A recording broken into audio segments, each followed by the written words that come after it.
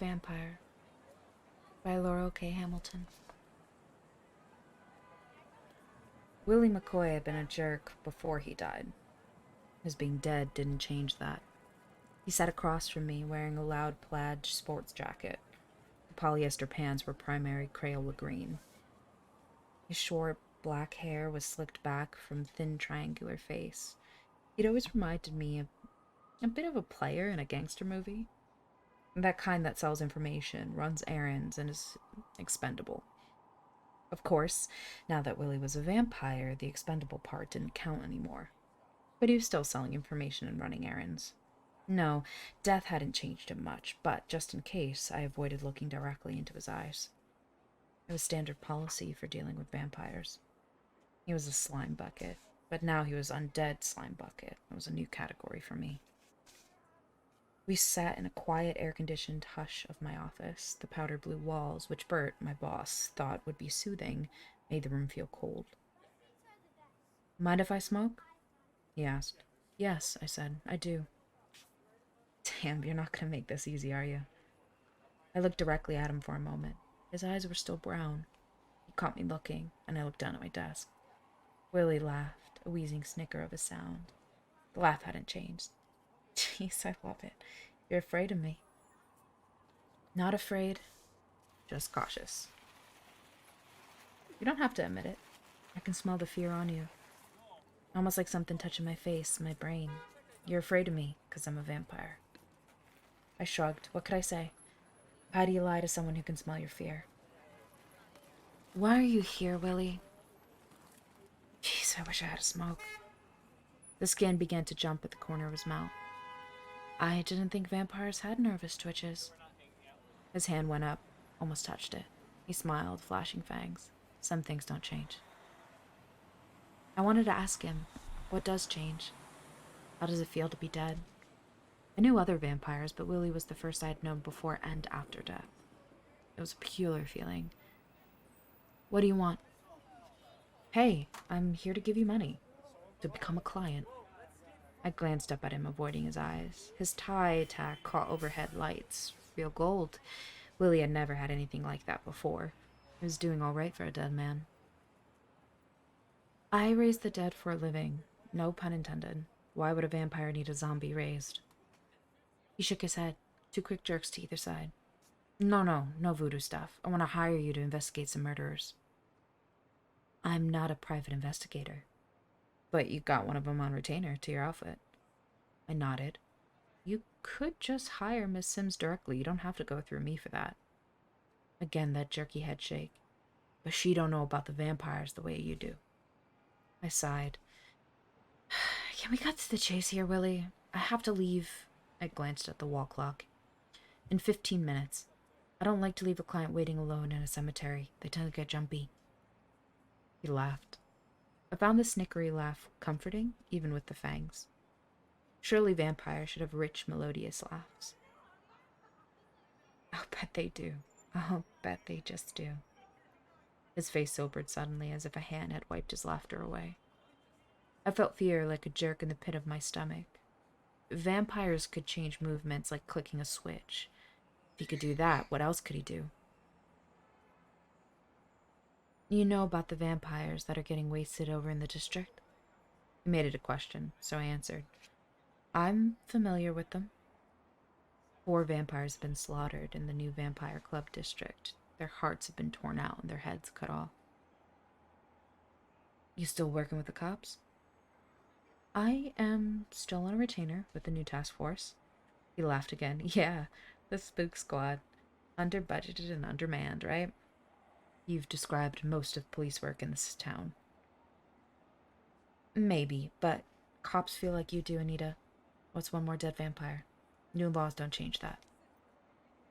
It had only been 2 years since Addison vs. Clark. The court case gave us a revised version of what life was and what death wasn't. Vampirism was legal in the good old US of A. We were one of the few countries to acknowledge them. The immigration people were having fits trying to keep foreign vampires from immigrating in, well, blocks. All sorts of questions were being fought out in court. Did heirs have to give back their inheritance? Were you widowed if your spouse became undead? Was it murder to slay a vampire? There was even a movement to give them the vote. Times were changing. I stared at the vampire in front of me and shrugged. Did I really believe what was one more dead vampire? Maybe. If you believe I feel that way, why come to me at all? Because you're the best at what you do. We need the best. It was the first time he had said we. Who are you working for, Willie? He smiled then. A closed, secretive smile, like he knew something I should know. Never you mind that. Money's real good. We want somebody who knows the nightlife to be looking into these murders. I've seen the bodies, Willie. I gave my opinions to the police. What'd you think? He leaned forward in the chair, small hands flat on my desk. His fingernails were pale, almost white, bloodless.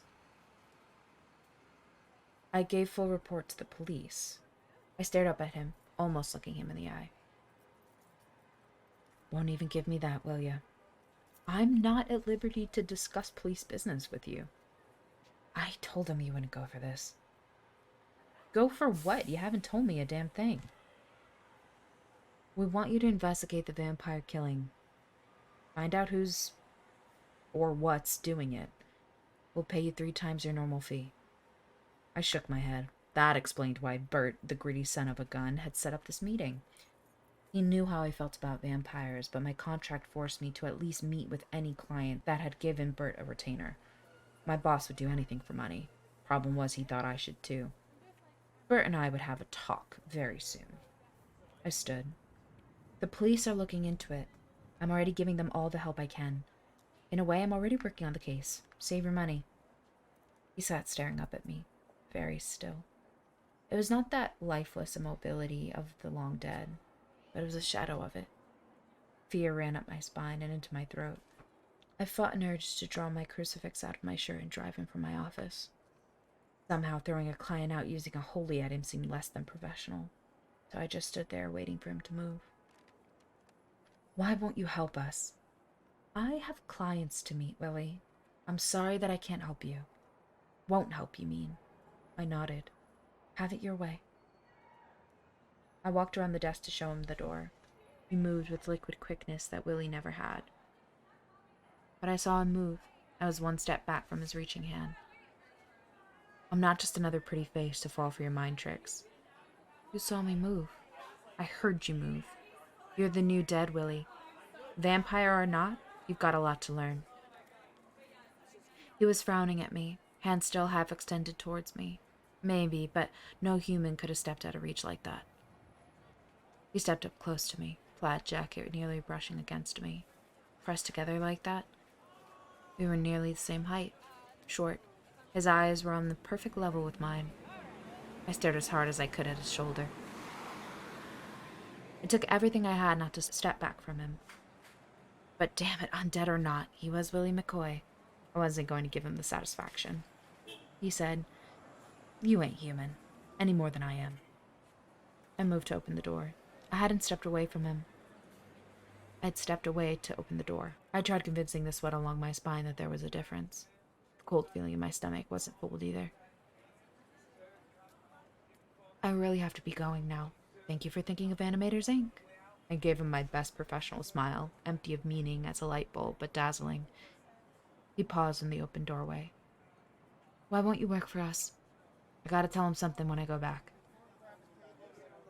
I wasn't sure, but there was something like fear in his voice. Would he get in trouble for failing? I felt sorry for him and knew it was stupid. It was the undead, for heaven's sake, but he stood looking at me, and he was still Willie, with his funny coats and his small nervous hands. Tell them, whoever they are, that I don't work for vampires. Firm rule? Again, he made it sound like a question. Concrete. There was a flash of something on his face, the old Willie peeking through. It was almost pity. I wish you hadn't said that, Anita. These people don't like anybody telling them no. I think you've overstayed your welcome.